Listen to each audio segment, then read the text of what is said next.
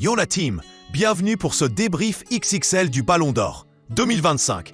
Et là, gros choc, Ousmane Dembélé est sacré meilleur joueur du monde. Personne n'avait vu ça venir il y a encore 2 ou 3 ans, quand il passait plus de temps à l'infirmerie qu'à briller sur le terrain. Aujourd'hui, il est au sommet.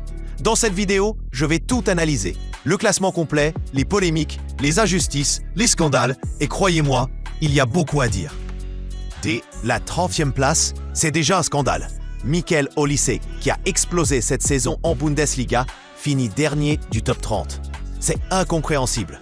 Il a porté son équipe, marqué des buts décisifs, et pourtant on le place derrière des joueurs beaucoup moins réguliers. Et quand on monte un peu, c'est encore pire. Fabien Ruiz, seulement 24e. Comment c'est possible?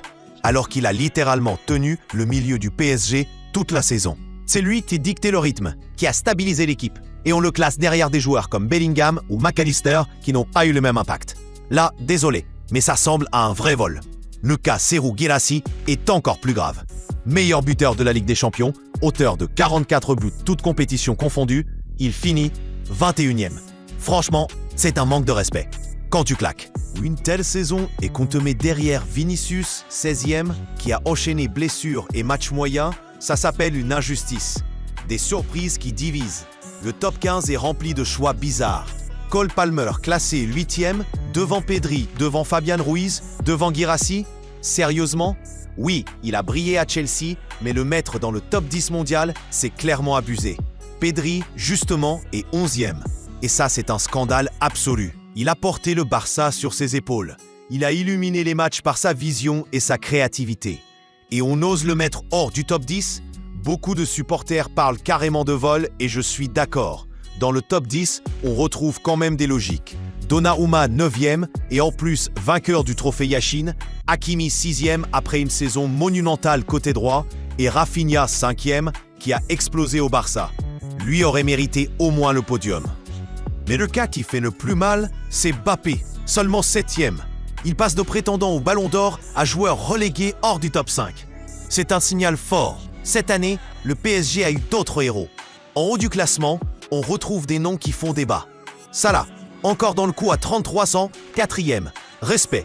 Vitinha, énorme révélation de la saison, 3e. Il a été la plaque tournante du PSG et c'est mérité.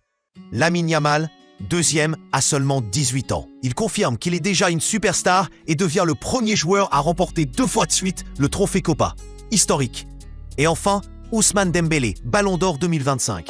Sa saison est irréprochable.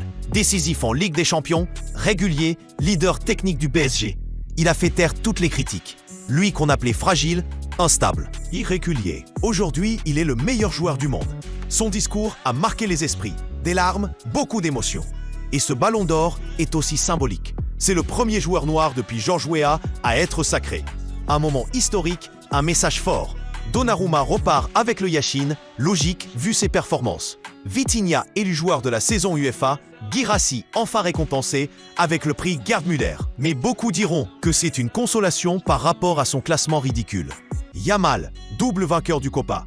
Ces distinctions montrent que le PSG et le Barça dominent, mais elles laissent un goût amer. Certains ont été sous-évalués et d'autres surcotés. La victoire de Dembélé n'est pas seulement sportive. C'est une revanche sur les critiques, sur les blessures, sur le doute. C'est l'histoire d'un joueur qui est passé du statut de fragile à celui de légende vivante. Et au-delà, c'est un symbole. La France tient un nouveau Ballon d'Or, après Benzema en 2022. Et pour les jeunes joueurs, Dembélé est la preuve qu'il ne faut jamais abandonner, même quand tout le monde doute de toi. Alors, qu'est-ce qu'on retient de ce Ballon d'Or 2025? Beaucoup de scandales dans le classement. Pedri, Guirassy, Olise, Fabien Ruiz, des joueurs sous-cotés. Des choix discutables. Cole Palmer, 8e, Vinicius, 16e. Incompréhensible, mais une conclusion claire. Dembélé est le roi du football mondial en 2025.